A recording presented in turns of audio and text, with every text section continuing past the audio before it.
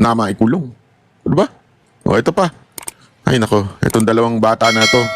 Pag-usapan natin. Sinusulong sa Kamara na patawan ng mas mabigat na parusa si suspended Cavite Representative Kiko Barzaga. Live mula sa Batasang Pambansa nangunguna sa balita si News 5 House Correspondent Marian Enriquez. Marian, bakit gustong patawan pa ng mas mabigat na parusa si Congressman Barzaga? Jiggy, inaprubahan nga ng Kamara yung motion na magsagawa ulit ng investigasyon sa naging asal ni Cavite 4th District Representative Kiko Barzaga habang suspendido siya. Kasunod nga ito nung panawagan ni Manila 2nd District Representative at National Unity Party member Rolando Valeriano na muling suspendihin si Barzaga ng walang sahod at allowance. Sa kanyang privilege speech, binanggit ni Valeriano yung social media post ni Barzaga kung saan inakusahan nga niya yung mga congressman ng National Unity Party o NUP na tumanggap umano ng suhol mula nga doon sa negosyanteng si Enrique Razon para suportahan yung speakership noon ni Congressman Martin Romualdez. Pawang kasinungalingan daw ito. Ginawa ring halimbawa ni Valeriano yung pag-akusa ni Barzaga na sangkot umano sa flood control corruption. Itong yumaong si Antipolo Representative Romeo Acop. Pakinggan natin itong pahayag ni Congressman Rolando Valeriano. Ako pinakikiusap dito sa kongreso na ito na patawan muli ng another suspension si Congressman Barzaga para maturuan ng tamang aral yung batang yan. Nako. So I move, Mr. Speaker, na sa susunod na committee hearing ng ethics, siya po ay mapatawan muli ng another suspension without allowance and salaries. Jiggy, inadopt nga kahapon yung motion nitong si House Deputy Majority Leader Rog Gutierrez na nag-authorize sa House Committee on Ethics and Privileges na magsagawa nga ng mga hearing para i-assess yung mga naging asal ni Barzaga habang siya ay suspendido at magsumite ng kanilang findings and recommendations sa plenaryo na pagbobotohan muli ng mga kongresista. Narito ang pahayag ni Congressman Gutierrez.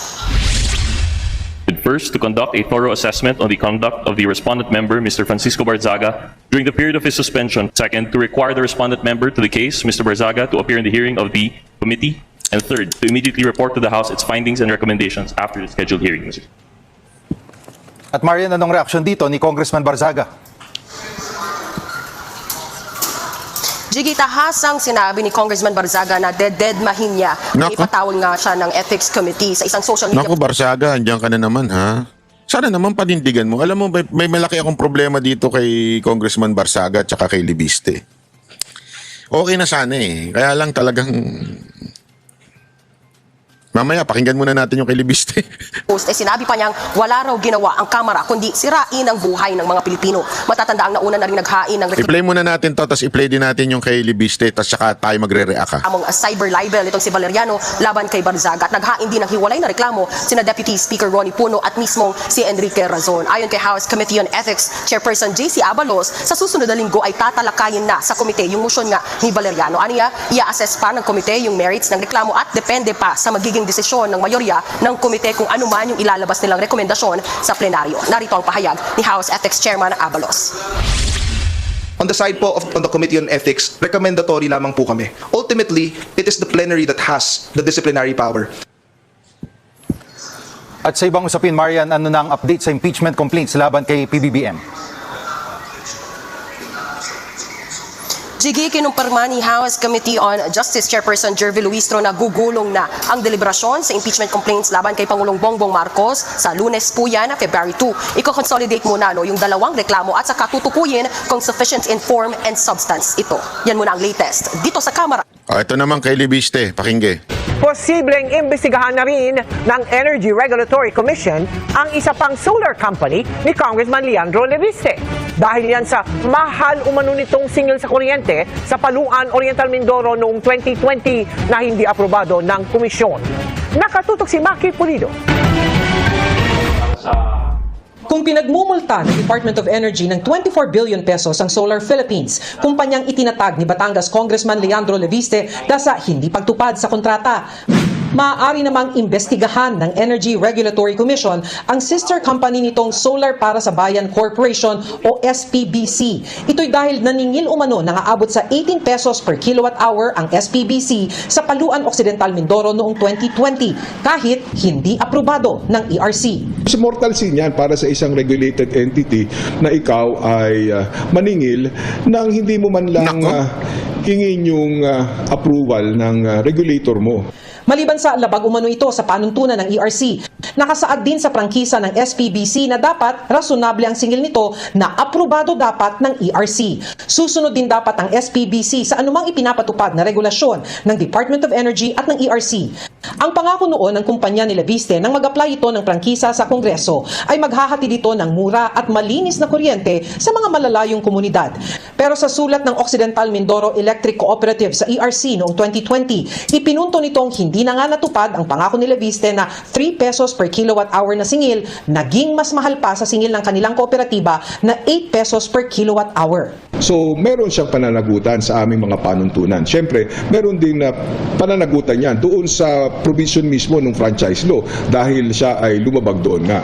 Kung siya nga ay mapatutunayang nag-operate, naningil ng singil na hindi dumaan sa pag-aproba ng ERC. Walang diretsong sagot si Leviste nang hingan namin ng pahayag kaugnay ng paniningil kahit walang approved rates mula sa ERC. Pero sabi niya sa umpisa, palugi ang singil nilang 8 to 11.85 pesos per kilowatt hour habang hinihintay na ma-issue ang Implementing Rules and Regulations o IRR ng prangkisa na magpapagulong ng kanilang full operation para magmura ang singil. Pero dahil walang na-issue IRR, kinailangan na nilang magtaas ng singil para mabawi ang kanilang gastos. Matapos ang ilang taong paghihintay sa IRR, tuluyan na raw nilang isinara ang planta. 500 million pesos daw ang lugi nila. Pero punto ng ERC, sa Section 21 ng prangkisang Alam mo, ito ha. Ito, kwentuhan tayo. Ito ang problema natin eh. Naiwan ko kung hindi ba nakikita ni Barsaga at saka hindi nakikita ni Leviste. Basta ganito, hindi ko na lang papangalanan kung sino. Kung magtataka kayo kung bakit yung impeachment 3 o yung impeachment ng nila Atty. Topacio at saka nila Mike Defensor ay hindi tumuloy. Kasi nga, umatras yung gusto mag-endorse. Hindi ko na lang papangalanan kung sino yung umatras. Basta ganito lang. Ang problema natin kasi dito sa mga congressman na tulad ni Barsaga at saka ni Leviste, madaling matakot, madaling umurong. Pagkatapos magsalita, makakuha lang ng konting pressure. O yung isa nag-sorry. Yung isa basta. Diba? Alam nyo, kayong dalawa, makinig kayo sa akin ha. Baka sabihin nyo, wala ka naman kasi doon sa posisyon, kaya ka nasasabi yan. Ibahin nyo kaming banateros. Pag kami tumayo, hanggang kamatayan.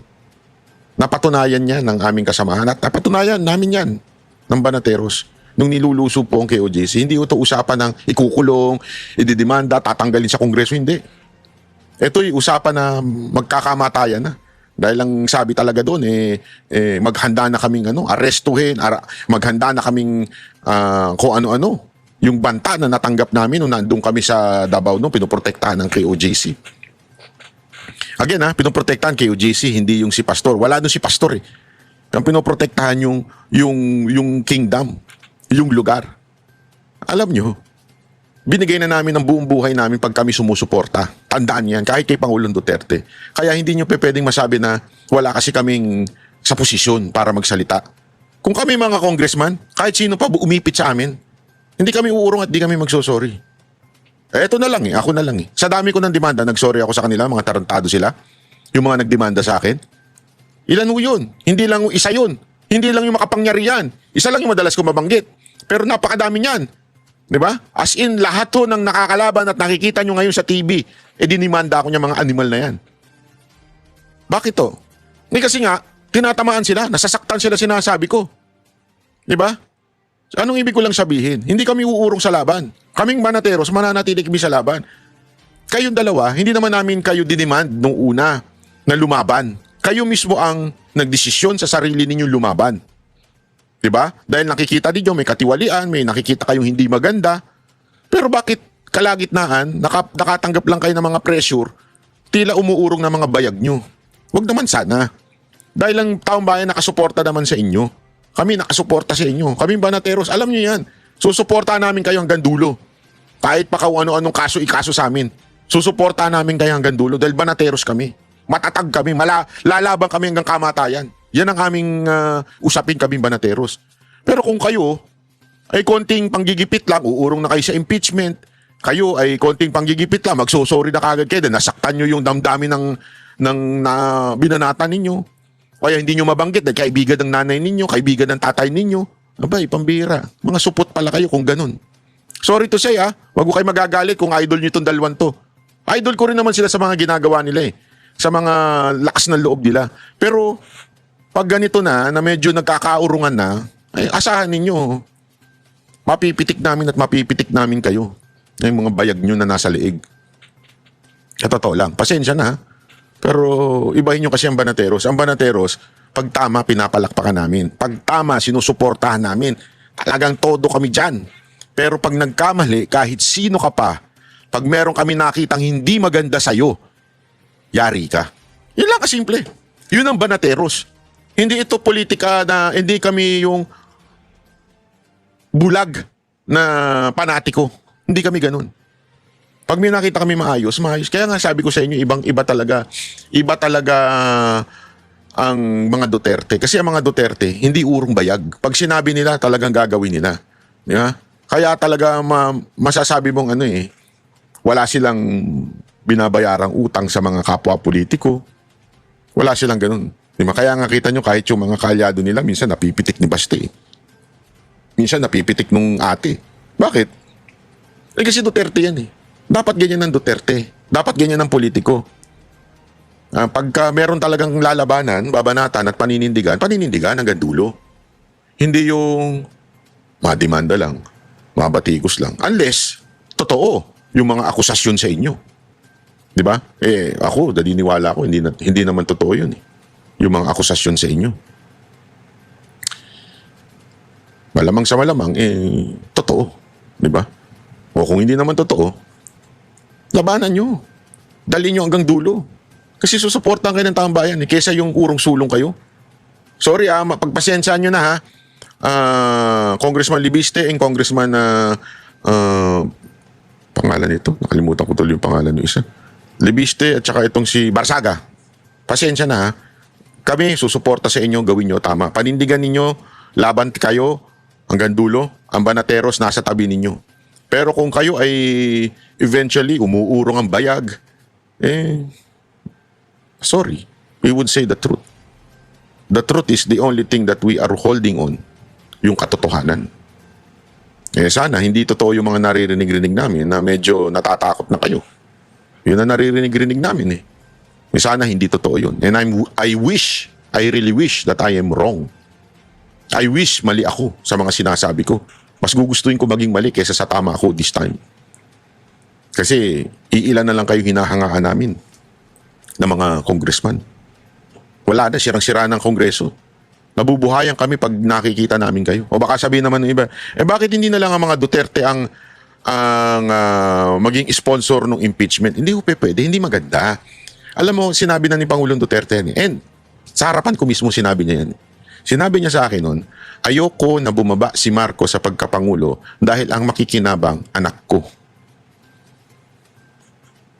Ito maybe, ewan ko kung nasabi ko na sa inyo to pero sasabihin ko sa inyo. May isang tao na kaibigan ni Pangulong Duterte na pinipilit siya na manawagan sa sundalo, manawagan na ng revolusyon, manawagan na ng para mapalitan na si Marcos. Ito yung before siya nakulong. Alam mo sabi ni Pangulong Duterte, sa harapan ko ito sa harapan ko ito, narinig ko mismo. Ako mismo, witness. Sabi niya, alam mo, hindi maganda kasi anak ko ang makikinabang pag bumaba sa pwesto si Marcos. Kaya hindi niya gagawin yung extra like declaring a revolution o calling on the military to rebel against the government. Hindi daw niya gagawin yun kasi hindi maganda. And even the impeachment, lagi na rin nabibring up yan kay Pangulong Duterte. At ang lagi niya sinasabi, hindi pwede at hindi magandang matanggal si Marcos sa posisyon dahil anak ko ang papalit. Sabi pa nga niya, kung gusto ninyo, si Inday muna ang pababain, tapos tsaka niyo kayo manawagan ng bumaba si Marcos. Narinig ko yun, si PRRD mismo, sa bibig mismo ni PRRD yun. Kaya nga, ang ano ko dito, ang ganda kasi nung niya nung kanyang prinsipyo, yung prinsipyo niya matigas. Meron talagang tayo, di ba? Tapos, kaya ako naintindihan ko kung bakit si Pulong hindi pa pwede mag-sponsor nito, endorse, not sponsor, mag-endorse nitong impeachment ni Marcos, kung bakit yung anak ni Pulong, hindi rin pwede. Di ba? Yung isang congressman ng party list, hindi rin pwede. Kasi nga, hindi maganda na mag-endorse. Gusto i-impeach yan kasi kapatid nila yung makikinabang na presidente. Di ba? Ay, understandable yun. Ngayon, katulad nito nila ng mga iba pang congressman, dapat kayo ang mag-endorse. Bakit may nababalitaan kaming umurong ang mga bayag nyo? Wag naman sana. Ha? Kasi kaming taong bayan, umaasa na lang sa inyo. Tapos, yan pa yung makikita namin. Oh, by the way ha, baka naman mga kababayan, baka naman pwede mag-subscribe kayo kasi meron pa akong isang page, yung bago kong page, marami tayong magagandang topic na doon, na labas sa politika. Kung medyo natotoxica na kayo sa politika, i-add nyo yun, Banat by 360, akin din po yun. At yung mga topic doon, very relevant pagdating sa buhay nyo. Meron akong susunod na topic. Malupit yung susunod kong topic. Alam nyo kung ano? Ha? Nasa toxic relationship ka ba? Yun. Yan ang susunod nating topic. Kasi alam mo, marami akong nalalaman na yung kanilang mga jowa, tinitiis-tiis na lang nila. Yung kanilang mga asawa, tinitiis-tiis na lang nila kasi daw toxic yung relationship. Ako, pag-uusapan natin kung ano yung toxic relationship at ano ba dapat ang tamang relationship. Ano yung healthy relationship? Pag-uusapan natin sa Banat by 360. Pero bago tayo lumipat doon, at hindi man lumipat, mag-subscribe doon, mag-subscribe muna kayo dito sa page natin. Kasi dito sa page natin, napaka-importante na nakasubscribe kayo. Yung subscription, libre lang po yun. Pero kung gusto nyo supportahan si Banat Bay at para tuloy-tuloy na maging independent ang aking komentaryo sa mga politika, ay magpa-member ko po kayo. Yun namang member, may membership fee. Nakalagay dyan, click member. Ibig sabihin, susuportahan nyo si Banat Bay sa mga ginagawa niya dito sa pagtayo niya ng channel na Banat Bay, di ba? Pwede rin dito, pwede rin doon sa kabila kayo magpa-member, whatsoever, suportahan nyo. O kung gusto nyo pareho, mas maganda yun. Sobrang ma-appreciate natin yan. At paparangalan natin yung mga magpapamember ng doble dito tsaka doon sa kabila. Paparangalan natin ng malupit na sombrero yan. At tsaka ng yakap. Di ba? Sana lang po magpa-member po kayo kung meron kayong naititira-tira sa inyong mga bulsa na para suportahan si Banat Bay. Again, walang pilitan po ito. Ito po ay advokasya natin na mailabas ang katotohanan, pawang katotohanan, at walang tinatago, walang pinoprotektahan, at pag tama ay pinapalakpakan at pag mali binabanatan. Kayo na lang pong bahalang sumuporta. Maraming salamat